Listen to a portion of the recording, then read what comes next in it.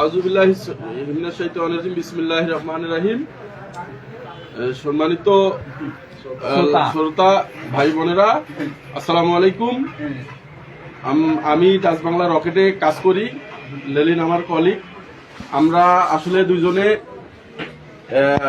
মনোনয়ন বিষয়ে বাজি লাগাই যে তুহিন সাহেব যদি আমাদের ডোমাডিমলা 1 আসনে নমিনেশন পায় তাহলে আমি চান্দিয়া করব, আর যদি আফেন্দি সাহেব পায় তাহলে লেলিন সাহেব চান্দিয়া করবে। এই এক পর্যায়ে এই বাজি হয়। আজকে লেলিন সাহেব তার কথা রাখে এবং চান্দিয়া করে। আমি তাকে ধন্যবাদ জানাই। ও দলকে এত ভালোবাসে, আমি আসলে বুঝতে পারিনি যে ও চান্দিয়া করবে। তো আমি তাকে আমার অন্তরের অন্তঃস্থল থেকে ধন্যবাদ জানাই। এই ঠান্ডায় তো তার কথা রেখেছে এবং দলকে ভালোবেসে তার কথার প্রমাণ রেখেছে। ধন্যবাদ। কিছুক্ষণ আগে যেটা বললো এটা সত্যি ঘটনা।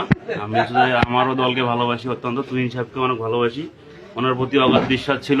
যাই হোক, দলীয় কোনো কারণে উনি নমিনেশনটা পায়নি, পার্শ্ববর্তী থানায় পাইছে। তো ওই বিষয়ে আমার কোনো নাই। আমি কথা দিয়েছিলাম ভাইকে যদি তুহিন সাহেব নমিনেশন না পায় তাহলে আমি চান্দিয়া করবো।